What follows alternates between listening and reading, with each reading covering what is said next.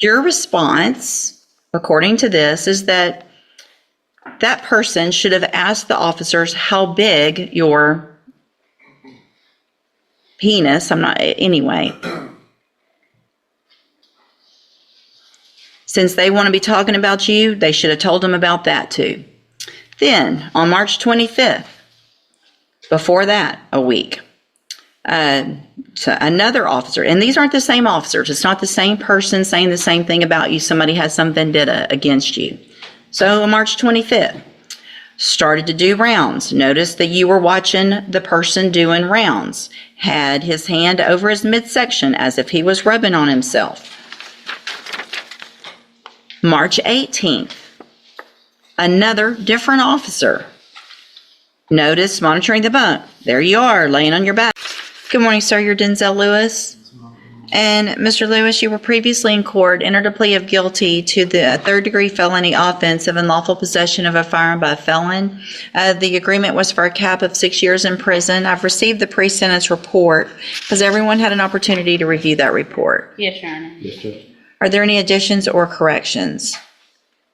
Just argument from the defense. Not from the state. In addition, I have received the jail incident reports, which have been turned over to counsel. Have you both had an opportunity to review those? I have. Also, I have received this morning and now reviewed, it looks like 4 letters of support that Ms. Holmes brought today. Mr. Smith, have you had an opportunity to review those as well? All right, then Ms. Holmes, you may proceed. Thank you, Your Honor. And looking at the PSI report, Mr. Lewis does have obviously previous criminal history spanning from juvenile and to adulthood. The priors that he has, it appears, with burglary of a habitation. It looks like 3 cases, but they ran concurrently, in which he was placed on probation and had a revocation, in which he was sentenced to 8 years in TDC. He has since been discharged from that, Your Honor.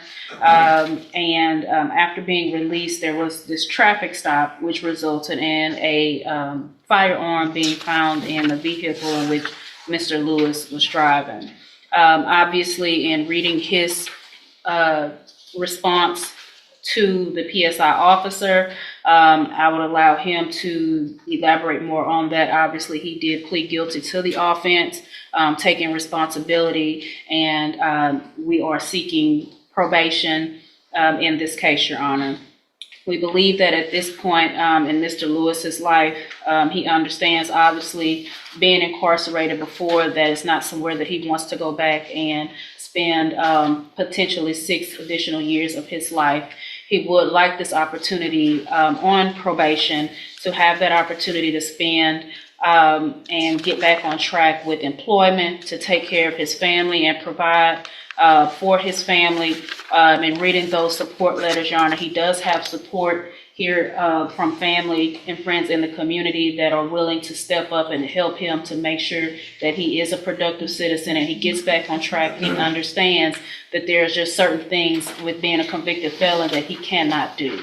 And I think at this point he understands that, Your Honor, and we are asking that the court give him the opportunity to be placed on probation and to finish his term while on probation.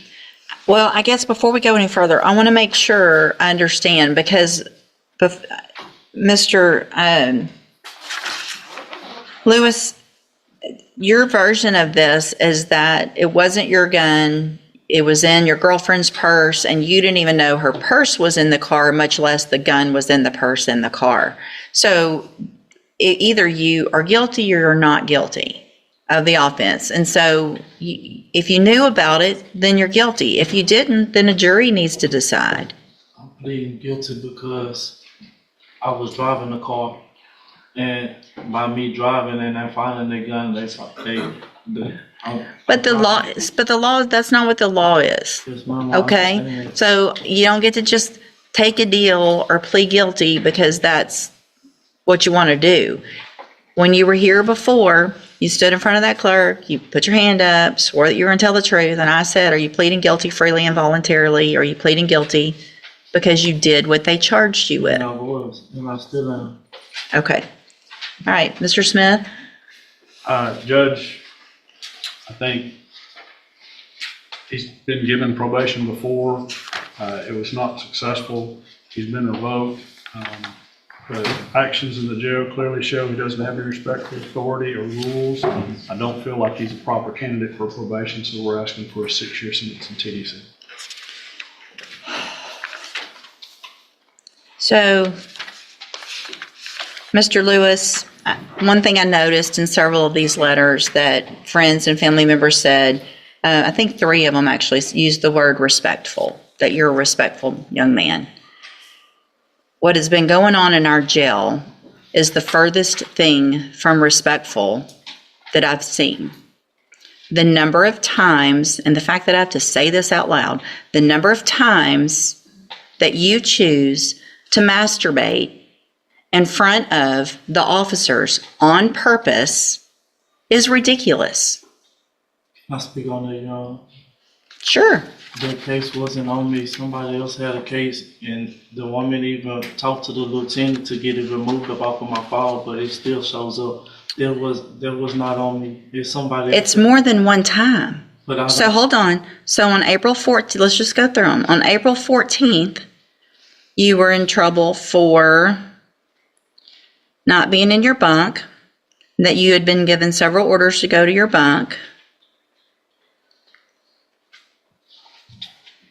You proceeded to walk around yelling, "Bitch, stop talking to me." So that's from April 14th, last week.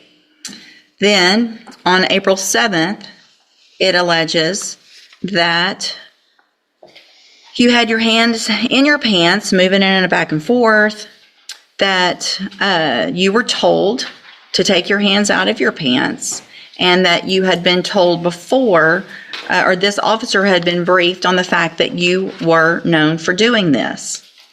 Your response, according to this, is that that person should have asked the officers how big your penis, anyway. Since they want to be talking about you, they should have told them about that too. Then, on March 25th, before that, a week, so another officer, and these aren't the same officers. It's not the same person saying the same thing about you. Somebody has some vendetta against you. So on March 25th, started to do rounds. Noticed that you were watching the person doing rounds. Had his hand over his midsection as if he was rubbing on himself. March 18th, another different officer. Notice monitoring the bunk. There you are, laying on your back, stroking your penis in a back and forth motion, told not to do so. January 24th, 2025, you're in trouble for walking around. This one, notice the way you're laying on your bunk in a way, making motions under the blanket, walked past, turned around to see if you were still doing it. Then you supposedly look at this officer and say, "I'm not doing anything," while you lifted the blanket up for that officer to see it. January 4th, another time, being told to be quiet, do what you're supposed to do, didn't do it that day. December 29th, another issue of not following the rules. December 17th, another infraction for arguing and not following the rules. So if there was one time when they got the wrong person, that's one thing. That's over and over again, you disrespecting female officers who are in there just doing their job. I don't know, sleep on my back. Sir, we're really going to do that? You asked me and I'm telling you, John, I sleep on my back. I have sisters. I have a mama. I don't do that. Them people write whatever they're making this up on you. That's terrible of them to do that. If you look at my cases report, ma'am, I don't have any cases on none of that. I don't have any time. I'm not on no restriction on none of that. Okay. Up in the county. You were off parole, the way I do the math, less than a year. So you did your whole 8 years? Yes, ma'am. What'd you do in prison to have to do your whole 8 years? I was in SID. For doing what? Just tattooing, contraband. Not following the rules while you're in prison. I'm going to find that you previously entered your plea of guilty freely and voluntarily. Find sufficient evidence to find you guilty, and at this time find you guilty of unlawful possession of a firearm by a felon. Sentence you to a term of 6 years in the Institutional Division of the Texas Department of Corrections. You will receive credit on that sentence for any time that you've been in custody that the law gives you the right to receive. I'm handing you the trial court certification that shows this was an agreement that I followed, and so you've waived your right to appeal, and you're lucky that this was the agreement. Mr. Smith was generous. The fact is, you could have been enhanced to a second-degree felony because of your history, and you're lucky you weren't. I have also handed you a written admonishment regarding your ineligibility to possess a firearm or ammunition. Obviously, you know this, but I'm required to read this to you. Because of the judgment entered against you, you're ineligible under Texas law to possess a firearm or ammunition. Possession of a firearm or ammunition could lead to charges against you. Firearm is a legal term, and you should read the written admonishment I provide you to see what devices qualify as a firearm. If you have questions about the laws that make you ineligible to possess a firearm or ammunition, or about how long it lasts, you can talk to Ms. Holmes. You can go with the bailiff. If you liked this video, drop a comment below and make sure to subscribe for more videos coming soon.